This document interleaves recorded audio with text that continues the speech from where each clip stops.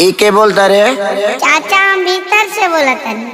ना बेटा, तीसरा लहर में भीतरी से मत अब हरी, ना तो फिर भीतर चल जीबे। चाचा नमस्कार, स्वागत बात आप सब अभी देखनी हाँ भोजपुरी हिट मशीन खेसारी लाल यादव जी के नया होली गीत भतीजवा के होली के वीडियो टीज़र, जी हाँ, जो कि रिलीज़ हो चुकल बा और बिहान सवेरे फुल वीडियो भी आप लोगन के देखे के मिल जाई 7:15 पर अन्नपूर्णा फिल्म्स यूट्यूब चैनल पर।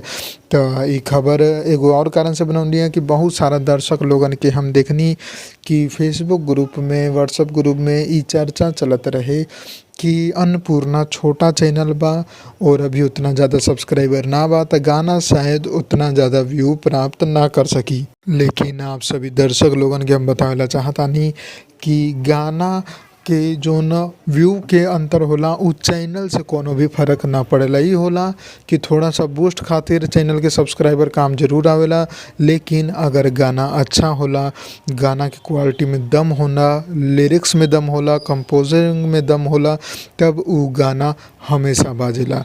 जैसे कि भतीजवा के मौसी, हेलो कौन, 2 रुपया और भी बहुत सारा गाना बा जोना के अपन क्वालिटी के दम पर बाजल बा, ना कि सब्सक्राइबर के दम पर। तो आप लोग अभी हौसला मत हारी, बिहान सवेरे गाना सुनल जाई, वीडियो देखल जाई। अगर गाना बहुत ही कमाल के हुई तो बहुत ही कमाल के रिस्पॉन्स भी आई, चाहे सब्सक्राइबर कितनों के। तो यह जानकारी रहे। अगर खबर पसंद आए तो लाइक करी। हम मिलम आप लोगन के अगला वीडियो में।